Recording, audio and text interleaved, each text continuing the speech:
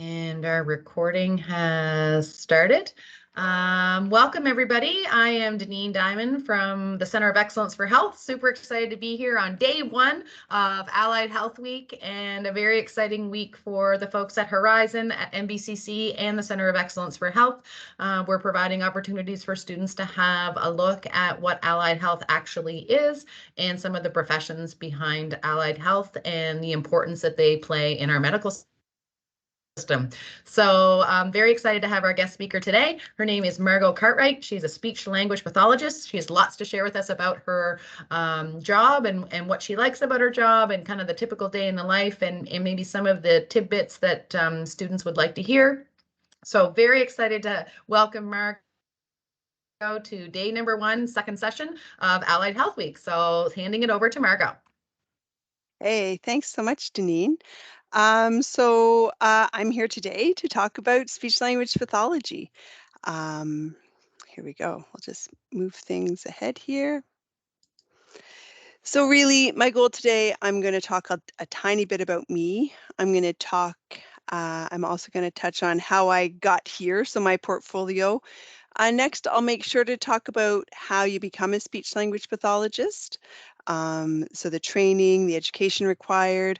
I'm going to talk about all of the different places you can work as a speech language pathologist. And then if you're interested in speech language pathology, I'll also touch base a little bit on what you can do to kind of find out a little bit more. So about me, and before I tell you anything about me, I want to introduce you to Finn. I'll say that in the presentations we were given, they recommended putting a picture of ourselves, but I think Finn's so much more cute. So instead I included a picture of him. So Finn is here to keep me to keep me company. I work as the manager of audiology and speech language pathology based out of the Dr. Everett Chalmers Regional Hospital in Fredericton. I've been in this role for just about 4 years. I'm a busy mom of 3, but that would be 4, again, if you include Finn here. And I guess at your age, I knew I wanted a career in healthcare. It changed over the years, but definitely healthcare was my focus and where I knew I wanted to go. And definitely, I would say that having a mentor or someone you know in the field can be helpful in kind of answering questions and just kind of figuring some pieces out. So I've been a speech language pathologist or an SLP since May of 1996. I began as an SLP working in the school system after graduation. Then I worked in the community with parents and young children birth to 5. And now I work as the manager of speech language pathology and audiology for Area 3 or Fredericton and Upper River Valley. When I was in my 3rd year at the University of New Brunswick, so doing my undergraduate degree, I learned about speech language pathology. And then I decided to attend an information session. I tried out a few courses in linguistics, and then I loved them. So then I applied to do my master's. I got accepted, and that's how I became a speech language pathologist. I work for Horizon Health. Their vision is exceptional care, every person, every day. And their mission is helping people be healthy. I can say that positives of being a speech language pathologist in my current role, what I love is supporting the frontline work that speech language pathologists do every day with the patients and the clients they see. But as a clinician, as an SLP, one of my favorite times was really when a client or a family understands and is then able to make progress with their communication. Definitely some of the harder parts of being an SLP are those times where you have to share sensitive news with the family. So for some families, it was really hard just to hear that their child's communication wasn't where we expected it to be. To be a speech language pathologist, it's very helpful to be organized, to be flexible, to be able to problem solve, to be strong with teamwork and collaboration. SLPs often work independently. but they collaborate with the client or the patient, as well as other professionals who are involved with that client, and sometimes other speech language pathologists. If I look back 25 or more years, what I tell myself as a new grad is, you've got this. Believe it or not, I am an introvert. And when I started in this field, I was very shy, extremely shy. I also wish I would have known more or understood more about the idea of setting goals with families, rather than setting goals for families. I think that would have helped me as a starting clinician to better understand that. Um, so the career path to become the manager of speech pathology and audiology, you have to first be a speech language pathologist or an audiologist, and ideally you have a number of years of clinical experience. Before I go any further, I just want to mention that you'll hear me say speech language pathology and audiology often in this presentation. That's because the training involved in both career paths, or to become a profession in both speech pathology and audiology, is very similar. The first year is actually the same, and you kind of graduate as a class. I am a speech language pathologist, and someone else I know has done a presentation on audiology. And just to give you that extra little bit, audiologists are our hearing health professionals. So they are the ones who test hearing, and as well as many other things, but one of their main goals is testing hearing. So to become a speech language pathologist, you need a master's degree. And there are 12 universities in Canada that offer that training, and I can list them here for you. So the University of Alberta, University of British Columbia, Dalhousie University, University Laval. I'm hoping you're not hearing what I hear in the background right now, because there's a horrible drilling sound. Université Laurentienne, McGill University, McMaster University, Université de Montréal, University of Ottawa, Université de Québec à Trois-Rivières, University of Toronto, as well as University of Western Ontario. Sorry, this program is also offered in the US, so some students from New Brunswick do choose to pursue the training in Maine. Dalhousie University is the only university in the Maritimes that offers training in speech language pathology.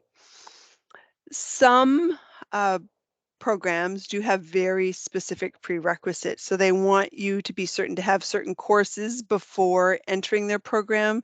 So, if that's something you're considering when you're doing your undergraduate degree, it would be important to be aware of the university's prerequisites or the courses they want you to have before applying. So for me, my education, I attended the University of New Brunswick from 1989 to 1993. Got a Bachelor of Science there in biology, psychology, and then went on to Dalhousie University from 1993 to 1996. And then from there, became a speech language pathologist with my Master's of Science. So to be a speech language pathologist, you are required to have continuing education. So speech language pathologists, or SLPs, are required to complete a minimum of 45 hours of education related to SLP every 3 years to continue to practice. So that's about 15 hours every year. Work experience. So SLPs work in a variety of settings, and really, based on where you work, your day can look very different. In New Brunswick, the options are varied, and there is an ongoing need for more speech language pathologists. So you may work, if you choose to be a speech language pathologist and are working in New Brunswick, you may work in a school district. Excuse me, please. Our school districts have, here in New Brunswick, have two different programs. There's the early language services, as well as services for school-age children. There's also two regional health authorities in New Brunswick, Horizon and Vitalité, that employ speech language pathologists, Medavie, and speech language pathologists may choose to work in private practice. So I'm going to talk a bit more now about each of those, just to give you a sense of what a speech language pathologist can do in each of those settings. So in a school district, early language services may be known to some individuals listening, maybe not the students, but maybe the teachers in the Anglophone sector of the school districts. It's known as the Talk With Me program. In the Francophone sector, it's known as Parle-moi. And these programs provide education sessions to parents on typical speech and language development. They provide parents with tips, suggestions, and activities to promote speech, language, and literacy development. And they're involved in early identification. School-based services, which again, some of you may be familiar with, may have experienced. I have a little video to show you that will kind of give you some information on what speech language pathologists who work in the schools do as part of their role. So I'm going to start this and hopefully the volume will work. Speech language pathologists, or SLPs, We can hear it. Okay, good. collaborate with teachers and caregivers to help support curriculum objectives for students. As learning specialists, they identify underlying speech, language, or communication needs and work closely with school teams to create learning plans that help students reading, writing, speaking, and listening. Speech, language, and communication skills are important for effective learning and building social connections. SLPs may instruct school staff on the level of language to use so that the student understands. They may also support school teams in using specialized teaching methods so that students can participate more fully in classroom and social activities. SLPs promote emotional development. Students who struggle with reading, writing, speaking, and listening may become frustrated and feel isolated. Early intervention is critical to helping these students build strong foundational skills for learning that will carry them through their school years. Speaking and listening rely on the development of speech sound awareness and the student's ability to both understand and use language. Learning to read and write can be impacted by a delay or disorder in speech, language, or communication. Although the primary focus of SLPs who work with school-age children is building communication and promoting academic and social success, there are also specialists in the areas of voice, stuttering, feeding, and swallowing. In addition, SLPs work with students who have complex communication needs or who may use an alternative communication system such as a speech-generating device or communication board. Speech-language pathologists are specialists in assisting students who learn and communicate differently. Collaboration within the school team is key to delivering an education that helps students achieve their potential. Speak with your child's teacher about their learning needs. Ask your school team how a speech-language pathologist may help you and your child. To find a public or private SLP in your area, refer to the NBASPA website.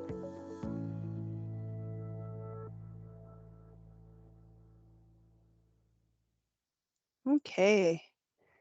So that is kind of a great description that was put together by the New Brunswick Association of Speech Language Pathologists and Audiologists on the role of speech pathologists in schools. So also, of course, the regional health authorities offer speech language pathology, and it's kind of divided into two pieces. So the speech language pathologists may see children from birth until school entry. And so those would be children and families can be seen by an SLP for a variety of reasons. It could be that a child is not talking. It could be that a child is not communicating as we would expect for their age. It could be that they're hard to understand.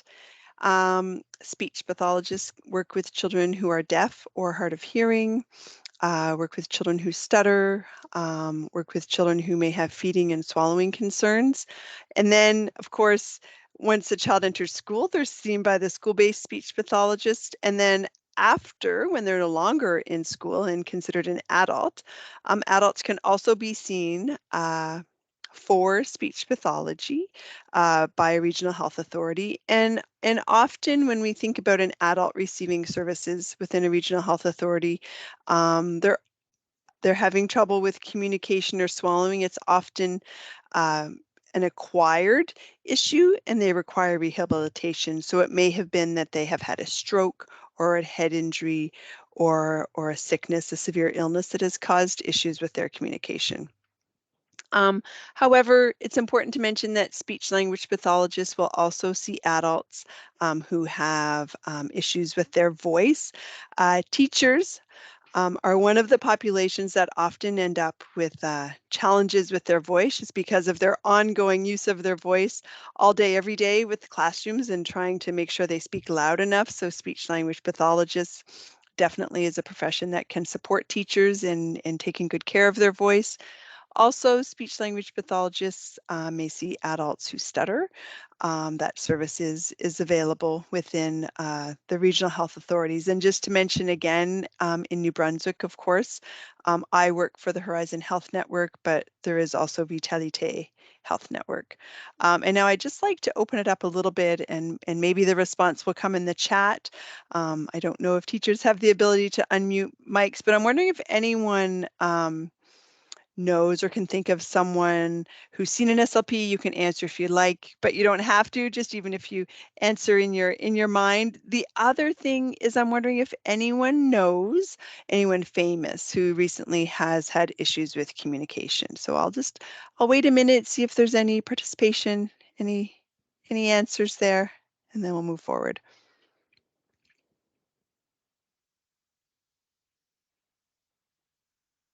I'm not sure how many, a lot of times students do not like to get on camera, but I would say Michael J. Fox might be one.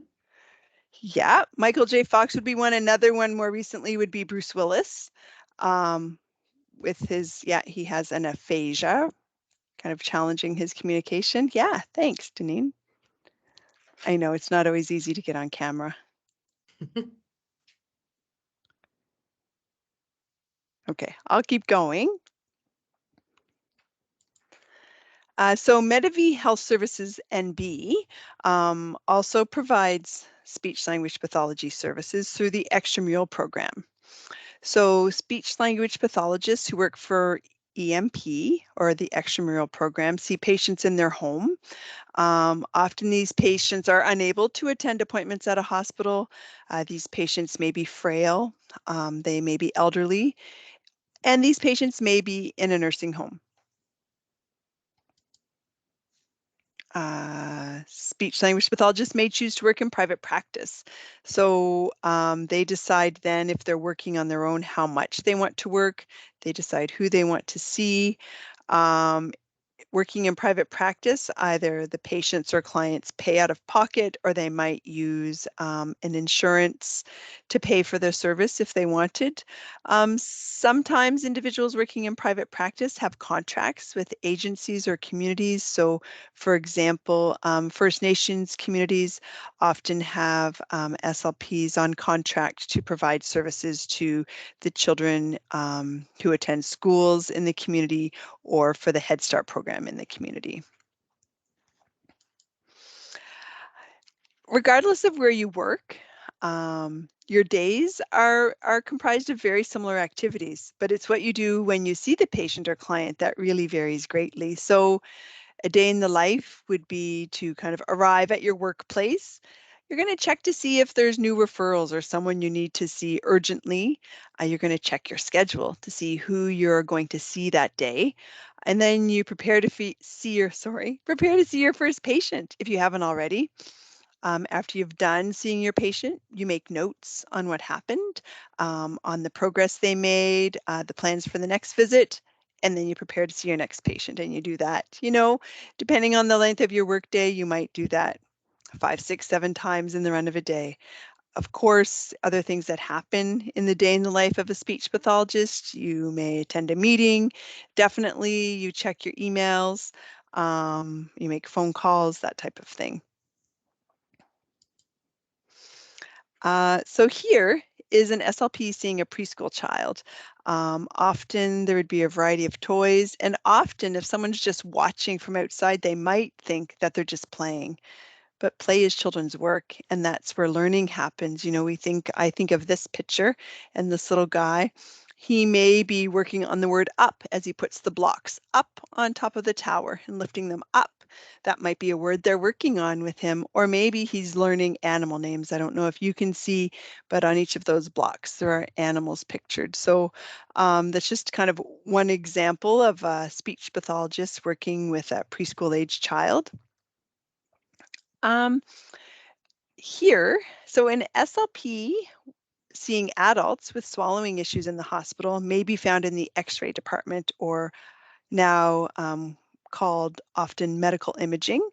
And what they're doing is watching what happens when someone is swallowing because they have a history of choking or a history of pneumonia. And so you can see what would happen here. So the patient and the speech pathologist are in the room together, and the machine is set up to take pictures, X-rays as the patient is swallowing. The patient's given food, little bites of food covered with barium, so that the speech pathologist can see as they're swallowing what happens with the food.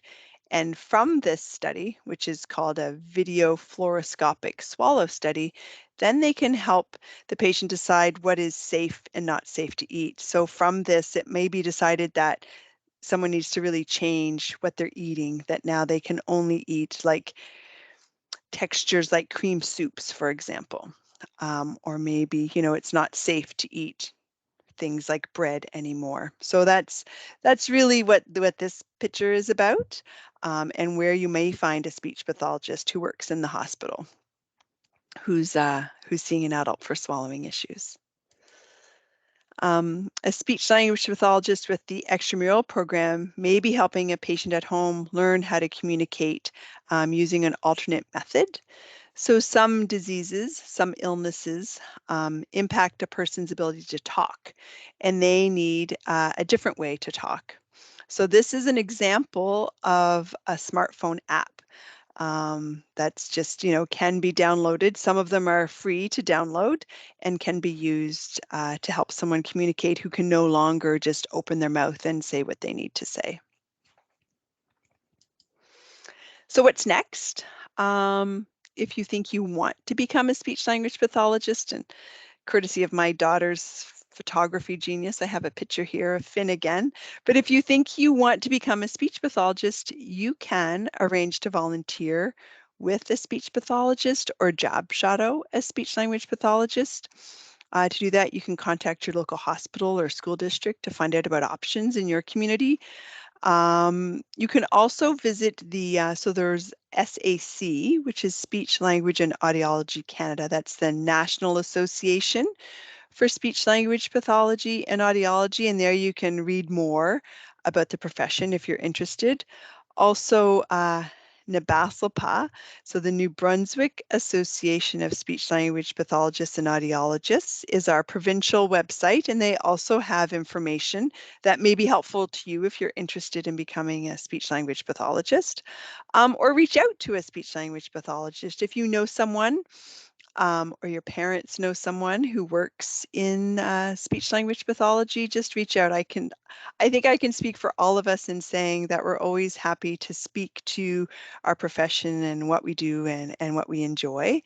I'll end just by saying, or not quite end, I have one more slide after this, but speech language pathology is a great career option. It pays well, it gives you flexibility to try many different roles. I started out working as a school-based SLP, then I moved to working with younger children and their families, and now I'm working in a hospital setting. So there's lots of options and lots of abilities to move around in the profession.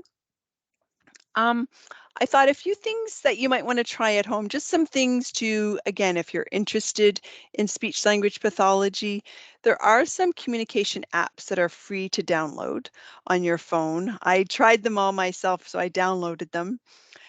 And it's just a good way to understand the richness and value. So we, as speaking individuals, sometimes take for granted the fact that we can just open our mouth and what we want to say just comes out. So imagine if you no longer had that, that's where these communication apps come in. So you can, try these out and imagine that you're not able to use your voice to just speak and you're just speaking through an assisted device. So these apps you can download on your phone, you can try it out. Just to kind of experience what that may be like for someone whose communication is impaired. That's the end of my formal presentation, so I'm definitely open for any questions you may have. Thank you, Margo. That was You're welcome. absolutely lovely. I always have questions, but I'm certainly, if there's any students out there or teachers that want to jump in with questions as well. And I may have maybe missed it, but I'm just wondering, what are the opportunities for speech pathologists in the actual schools? And I know that I've worked with some of the therapists as an administrator, but just wondering what role they take in the school system and if there's any role that they can take.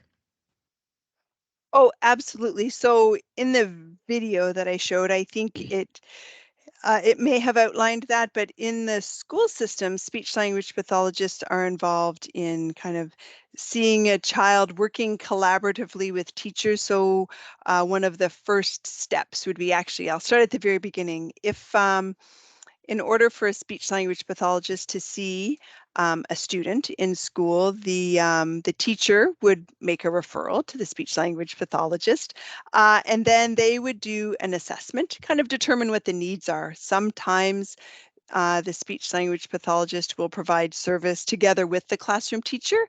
Sometimes they will see a child separately to work on specific goals in a separate room. Sometimes they may see a group of children together if they're all working on something very similar.